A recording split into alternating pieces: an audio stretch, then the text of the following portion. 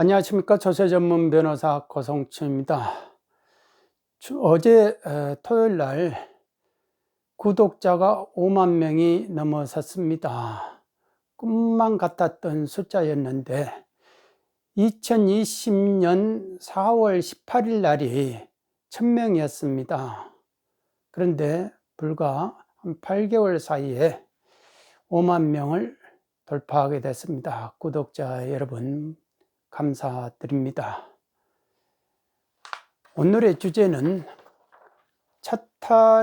채틀레 부인의 여인의 저자 로렌스가 말하고자 했던 그 인생을 사는 법에 대해서 말씀드려 보겠습니다. 주말 동안에 그 채틀레 부인의 연인 소설을 읽어봤습니다.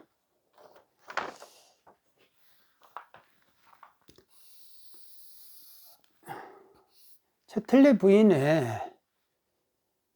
이 삶의 여정을 이렇게 보니까 예전에 마담 보바리에서는 이 끝이 있었잖아요. 이 끝이 자살이었는데 여기서는 끝이 없습니다. 해피엔딩이고요. 이 자유로운 연애를 하는 그런 이제 연애를 했는데 23살에 이렇게 남편을 클포드를 만납니다. 그래서 이제 결혼을 했는데 이 결혼 휴가 군인이었는데 휴가 나와 있는 한 달 동안 신혼을 보내고 전쟁에 다시 나갔는데 6개월 후에 다시 돌아와요. 6개월 후에 돌아오는데 부상을 당해 가지고 돌아오는데 어떤 부상이냐 하면은 하반신을 마비되는 거예요. 하반신 마비돼 가지고 성적 기능이 아예 없어져 버려요. 기능이. 그렇게 해서 결국은 5년을 같이 삽니다. 5년을 사는데 이때 이제 애기에서 내가 내 여자로서의 인생을 살 것이냐 아니면 나중에 후회하는 삶을 살 것이냐라는 바로 경계선이 29살입니다. 이때 이제 멜러리라는 이제 39살의 사내를 만나게 됩니다. 그러면서 이제 이렇게 넘어가게 되는데 이 사이에는요, 부와 지위가 보장이 됐어요. 왜? 남편이 상당히 그 귀족계급이고 그 상류계급이죠. 탄광을 소유하고 있고 사냥터를 가지고 있고 그럴 정도로 부와 지위가 다 상속을 받았거든요. 남편이 상속을 받아서 가만히 있었으면 귀족 부인 많이 물어서 살았을 건데 채틀리 부인 입장에서는 코니 입장에서는 그게 아니었던 겁니다. 그래서 고민을 하게 되죠. 여자의 일생으로 살 것이냐 아니면은 이거를 지키자니 잃어버리는 게 있는다 이거예요. 부와 지위를 지키자니 내 젊음을 잃어요. 그래서 여자의 본능으로서 고민을 하게 됩니다.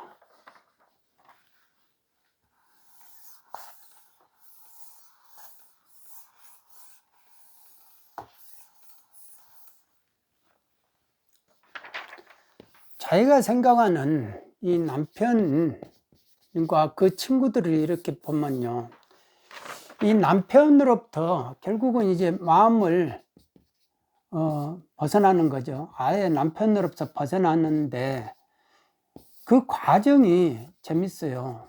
벗어나기 위해서는 또 증오를 하더라고요. 그런데 이 증오가 미묘하다 이거예요. 증오를 하기 때문에 마음으로부터 이제 그 남편으로부터 아예 내 마음에서 벗어났다 이거죠. 그러니까 남편의 존재가 이제 더 이상 나한테 아무런 의미가 없다라는 것이 되는 겁니다. 증오를 하기 위해서는 또 혐오를 해야 되고 이런 과정을 다 거치더라고요. 그리고 이제 분노를 하게 되고 분노. 그리고 이제 여기서는 이제 생기가 없어지고 생기가 사라지면서 뭔가가 막 이렇게 습관적으로밖에 살 수 없는 지겨운. 그러니까 결론은 생기가 없어지면서 이게 반처녀가 되는 거를 아버지가 와가지고 너 반처녀가 되지 마라. 그럴 위험이 있다. 그러니까 여행을 가든지 이렇게 그 애인을 사귀어 봐라 라는 이제 충고를 받을 정도죠. 그렇게 해서 바짝 말라가요. 말라가는데 나중에는 이렇게 분노를 하게 되고 혐오를 하게 되고 증오를 하게 되고 그러면서 결국 마음에서 벗어나는 과정을 가지는데, 남편의 속성이 어떤 속성이냐면요, 이게 정신적인 결함만, 정신적인 생활, 이것만 하자고 그래요. 정신적인, 그러니까 이게 성적 뭐 그런 거는 전혀 없고, 뭐 자식을 낳을 수도 없고, 그러니까 뭐 흥분되는 것이 없어요. 흥분되는 것이 없으니까 이게 뭡니까? 그냥 텅 빈 공허함밖에 없어요. 자꾸 견실한 삶을 살자, 섹스하고 관계없는 그런 정신적인 생활이 있다, 견실한 삶을 살자라고 이렇게 말을 하는데, 그거는 전부 다 처음에는 이제 한 4, 5년 동안은 진실되게 같이 이렇게 정신생활을 해보려고 했는데, 그게 나중에 보니까 다 이제 4, 5년 되니까 텅 빈 공허함으로 오더라 이거죠. 그리고 이제 시중을 정성껏 들었는데 이거를 너무 당연하게 여겨요. 당연하게. 그러니까 그런 거에 대해서 분노를 하게 되죠. 그리고 이 사람은 가만히 이렇게 보니까 이 남편과 남편의 친구들이 이야기하는 거를 이렇게 줄곧 이렇게 같이 이야기하고 이렇게 하는 거를 보면은 그 애절이라는 것이 다 거짓이다 이거죠. 점잔을 떠는 것도 다 거짓으로 이제 느껴지고, 그 다음에 고상한 거 무슨 고상이냐, 이게 다 가식이다 이거예요. 그 사람들은 무슨 감정이 풍부한 것 같아도 감정이 실상 없더라 이라는 거죠. 그런 것이 다 기만으로 느껴지더라 이거죠. 이런 것들이 다 기만으로 느껴지니까 혐오가 되는 거예요. 혐오.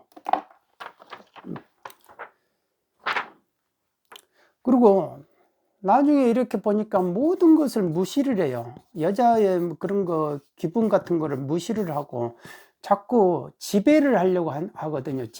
남자가 지배를 하려니까 이게 가령 폭력으로 표현을 하던데, 폭력을 풍 쏘면은 여자가 같이 거기에 매달려 가지고 따라가는 것처럼 그렇게 표현을 하더라고요. 그러니까 남자의 속성이 이런 게 있죠. 모든 거를, 여자의 그런 부분들을 무시를 한다 이겁니다. 그러면 내가 이렇게 말하면 뭐 다 이렇게 여자는 따라와야 되는 걸로, 그런 가부장적인 그런 게 있다 이거. 그런데 이런 게 가만히 보면 7살 어린애 수준의 어린애들 같더라 이거죠. 어린애들 같다 이겁니다. 그러니까 이런 게 이제 증오로 이제 올라가는 거죠. 증오로. 그리고 이 하는 행동들을 보면요, 지독해요. 지독하고 몰인정을 하고, 그 다음에 동정심이 없어요. 동정심이 없고 야비해요. 이런 거에 의해서 이제 완전히 환멸을 느끼죠. 이런 거에 완전히 환멸을 느낍니다. 그래서 이게 가만히 보면 유순하게 커온 사람들의 삶이 가만히 보면은 야비하더라 이거죠. 야비. 가만히 보면 야비하더라. 왜 그런지를 모르는데 이 불알이 반쪽밖에 없다 이거예요. 반쪽밖에 없고, 사내로서 씩씩하고 이런 것도 없고 기계도 없더라. 그러니까 무에서 유를 창조하면은 뭐라도 이제 그런 것이 없어서 그랬는지 몰라도 이 가진 거를 지키고자 하는 사람들, 이거 너무 처음부터 이제 유로부터 시작하는 사람들, 그러니까 상류 계급에서 시작하는 사람들, 이 남편의 생활이라는 게 이렇게 가만히 보면은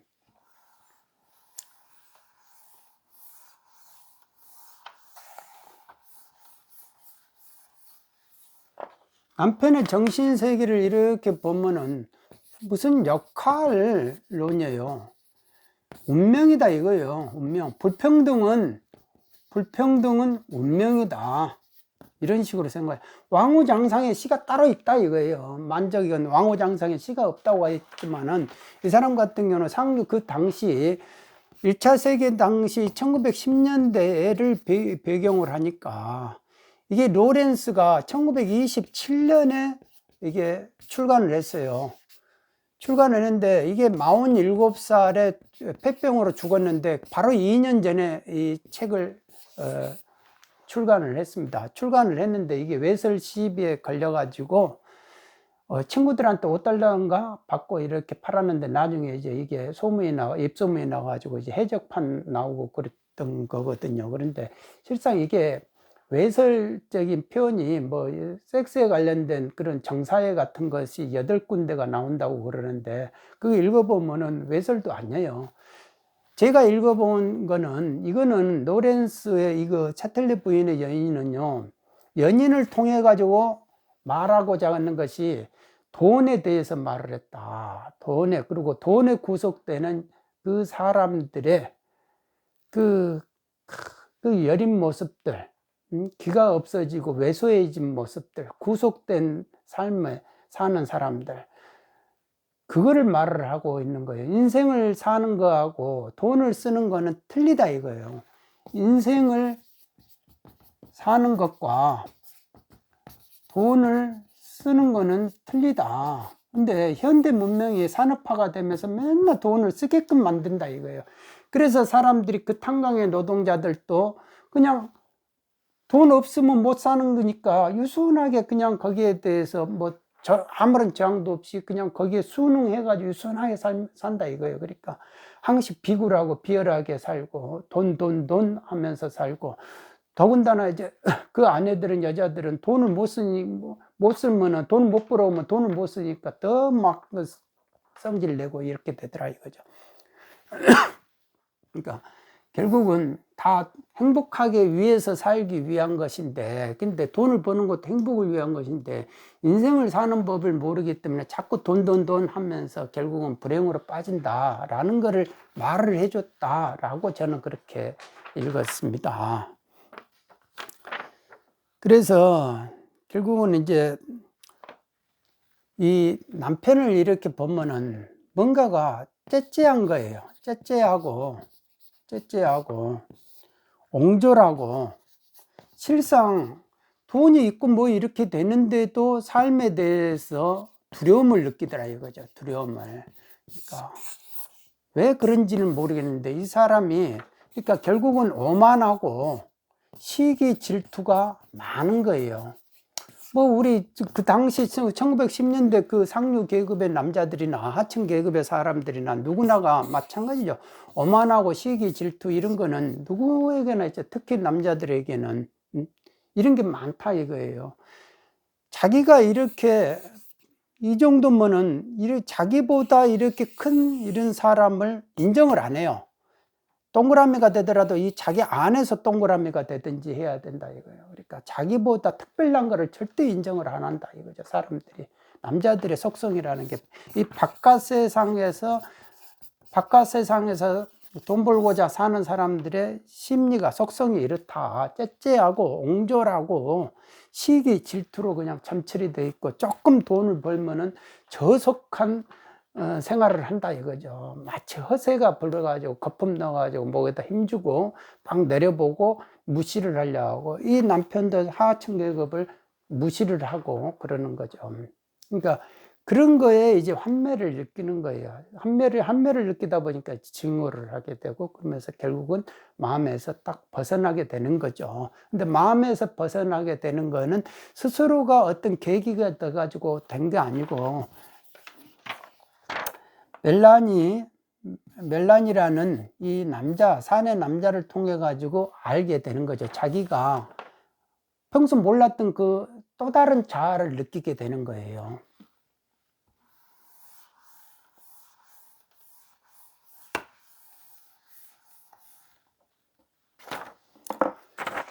그래서 소설 속에는 이렇게 자기가 또 다른 자아를 느끼게 됐는데 자기의 자궁과 창자 속에서 뜨겁게 녹아내리는 또 다른 나의 자아를 느꼈다 이겁니다. 누구를 통해서? 그 멜라니라는 젊은 사내를 통해 가지고 그거를 느꼈다. 멜라니는 전쟁터에서 인도까지 가가지고 군인이었는데 장교로서 이제 중위로서 복무를 했는데 그 상류 계급들 뭐 그런 사람들의 삶에 저속한 삶에 환멸을 느끼고 자기는 스스로가 하층 계급이 된 사람이다 이거예요. 그러니까 사냥터에 이 남편의 사냥터를 지켜주는 그런 역할을 하고 월급을 받는 사람인데 혼자 그렇게 조용하게 우주 속에 고립된 우주 속에 이제 혼자 있는 모습이다, 존재다. 그러니까 코니는 이렇게 느껴요. 그 남자를 우주 속에 혼자 있는 존재. 그러니까 어떤 정신적으로 끌린 겁니다. 끌리는데 육체적으로도 이 어떤 생명력을 느껴요. 생명력을. 이런 식으로 자궁과 창자 속에서 녹아내리는 뭔가를 느끼게 되는 거다 이거예요. 그러니까 그동안 생기가 없어가지고 마르고 그러는데 그게 아니다 이거예요. 그래서 아기를 가지고 싶어, 내 아기를 가지고 싶어하는, 그 사람의 아기를 가지고 싶어하는 그런 마음이 들 정도의 사내다라고 이렇게 표현이 나오더라고요. 그러니까 이런 사내를 만나 가지고 아기를 갖는다는 것은 행운이다. 억지로 내가 만들려고 해서 되는 게 아니고 이거는 기다려야 된다. 인내를 하면서. 그러니까 그런 사람을 만났다는 건 운이다. 라고는 이제 그런 생각까지 미치게 되죠.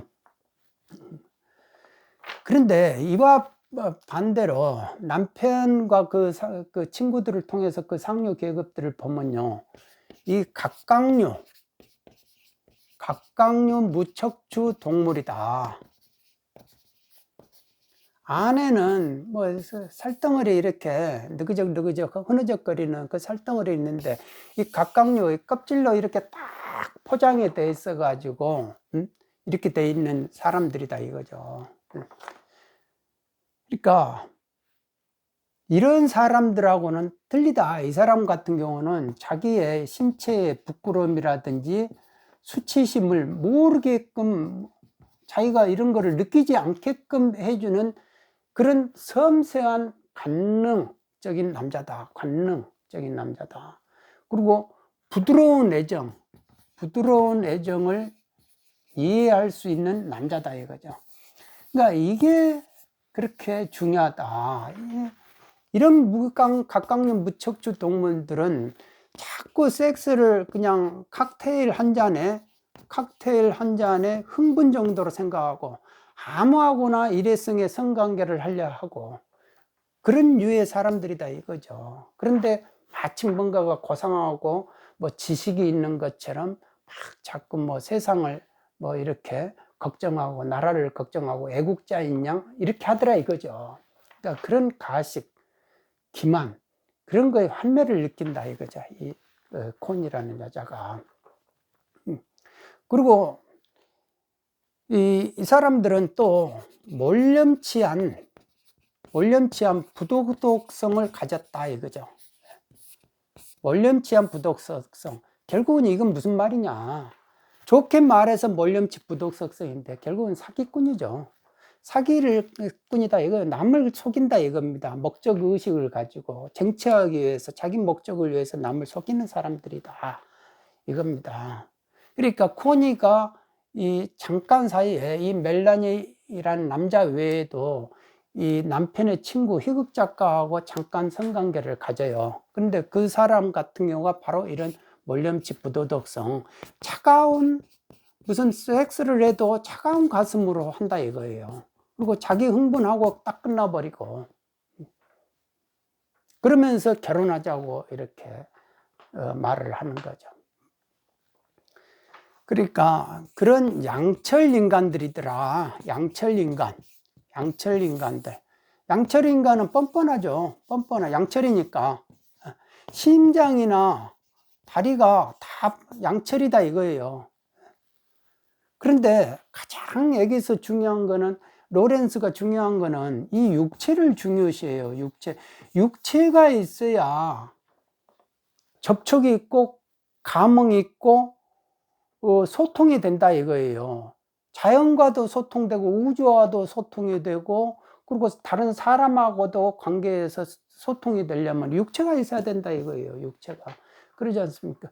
우리 육체가, 몸이 건강하지 않으면 어떻게 해서, 그런 육체라는 거는 뭔가가 그래도 이게 쓰면 쓸수록 어떤 무의식으로 이렇게 들어가는, 아무 생각 없는 그런 단계에도 들어가거든요. 그러니까 육체가 없이는 어떤 소통, 머리로 소통할 수 있는 게 아니다.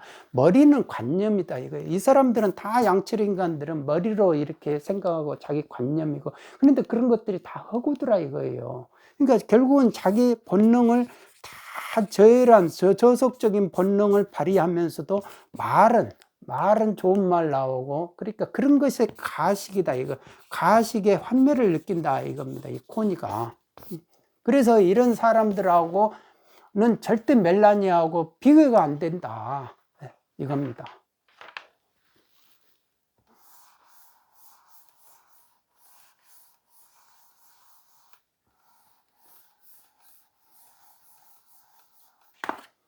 게다가 이쪽에 있는 사람들은 대저택에 살아요. 대저택에 사는데, 이 대저택을 나오면은, 근데 이게 너무 차가운 곳 아닙니까? 차가운 곳, 대저택.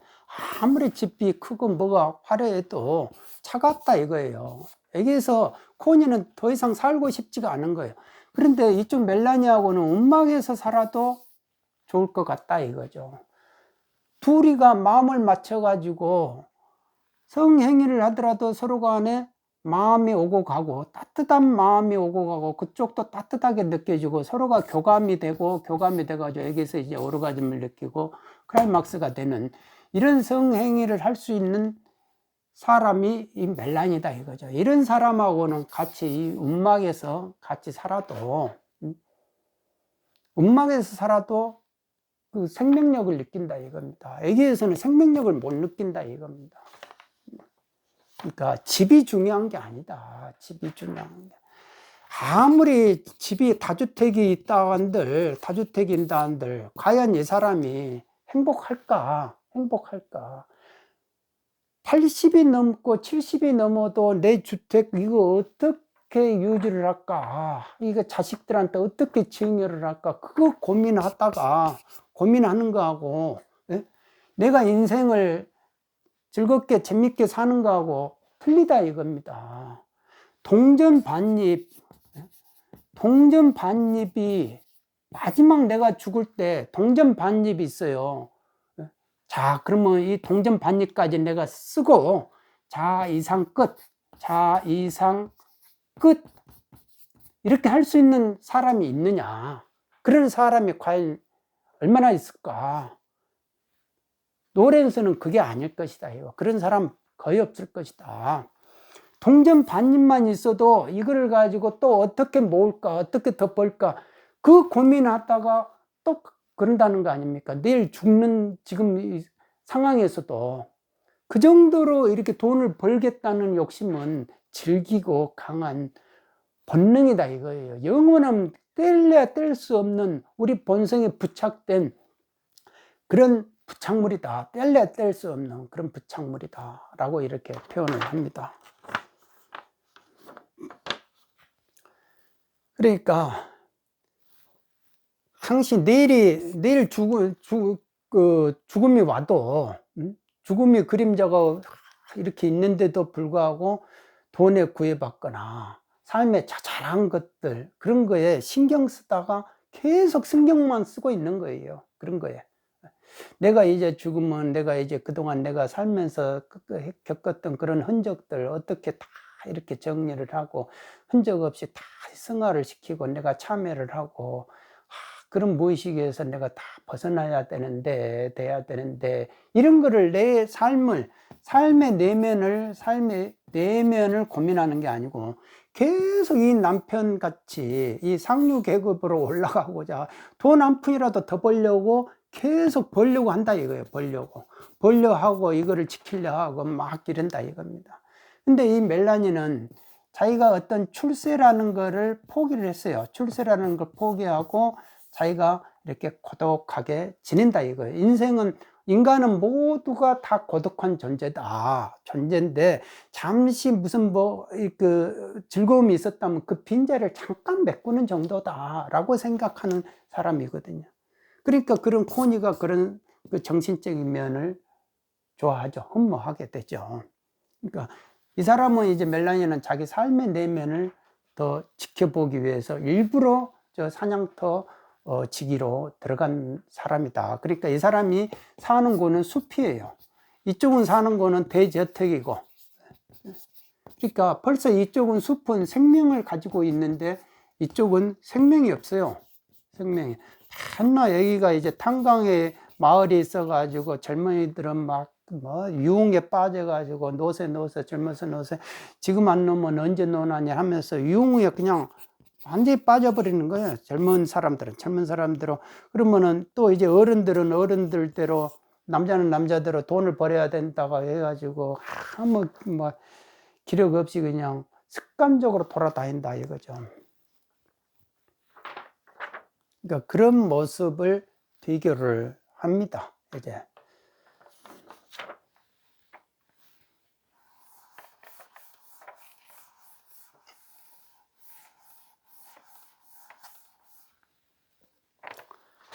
그래서 이 로렌스는 이 세상 있잖아요. 이 세상을 이렇게 표현해요.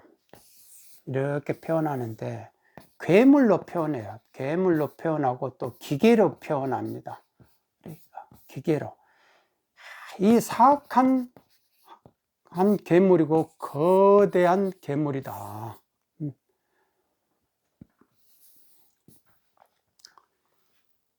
이 괴물은 허공을 떠돌아다니며 이 세상의 허공을 떠돌아다니면서 이렇게 돈에 얽매이게끔 만든다 이거예요, 사람을. 그런데 돈을 초월해 가지고 살려고 하는 사람이 있으면 이 사람을 찾아가 가지고 그 거대하고 허연 손으로 목을 콱 졸라 가지고 죽이려고 한다 이거예요. 너 그래?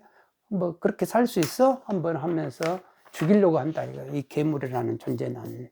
그러니까 우리가 조심해야 된다 이겁니다. 항시 우리가 인생을 살기 위해서는 우리가 조심하고 인내를 해야 된다 이거예요. 정신을 차리고 살아야 된다 이겁니다. 정신을 차리고.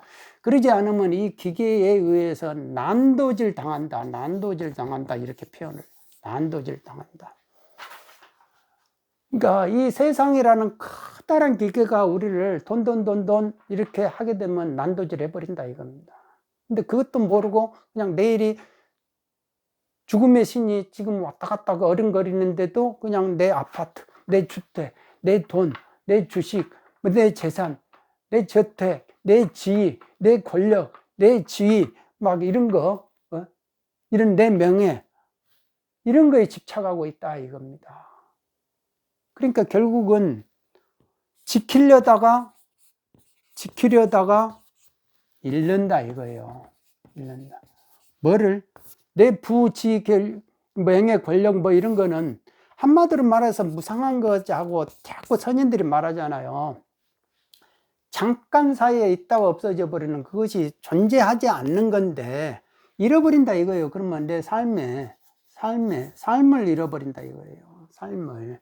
그러니까 이 지키려다가 얼마나 사람이 저속하고 야비하고 비굴하고 그래야 되느냐 이거예요. 그래서 사람한테 자꾸 해치고 남을 해치면서 결국은 나를 해치게 된다라는 것을 로렌스가 그 당시 영국에 막 산업혁명이 일어나 가지고 이제 계속 이제 산업화가 되어 가면서 그 부작용의 사회적인 모순을 보면서 이제 글로 썼던 겁니다. 그렇다 해가지고 이 사람 같은 거는 볼셰비키 그런 의식 그런 거는 아주 이제 혐오를 했던 사람입니다. 그러니까 이 로렌스는 어떤 생명을 중요시했어요. 그러니까 남녀 간에 이런 육체적인 결합 이런 거를 통해 가지고 서로 간에 그러잖아요. 이 사랑을 할 수 있고 저 사람하고 딱 만나 가지고 내 마음이 동화되고 내 창자와 자궁에서 그런 그 녹아내리는 불꽃 같은 뭔가의 불꽃이 튀어 가지고 그 불꽃이 그 불꽃화되는 그런 사람을 상대 이성 이런 거를 만난다는 거는 진짜 쉬운 일이 아니다. 일생을 살면서 돈 아무리 해도 그런 사내다운 사내를 만나고 그런 여인다운 여인을 만난다. 그게 아무나 주어지는 게 아니다 이거죠. 그러니까 돈이 아무리 많고 지위가 많고 권리기만 해도 이런 인생, 이런 사내다운 사내, 여인다운 여인을 만나지 못한다면은 그거는 이 남편을 하반신 불구로 이렇게 표현을 했듯이 불구의 삶이다 이제 불구의 삶, 불구의 삶이다. 정신과 육체가 온전하게 조화로워지는 그런 삶을 살아야 된다라는 것을 강조를 했습니다. 저는 이제 이 로렌스의 이런 거를 보면서 참 그 삶에 대해서 다시 한번 이렇게 생각을 해보고 역시 관찰자 입장에서 이렇게 보는 거는 다 똑같구나 라는 생각을 가집니다. 근데 이게 이제 이렇게 보면은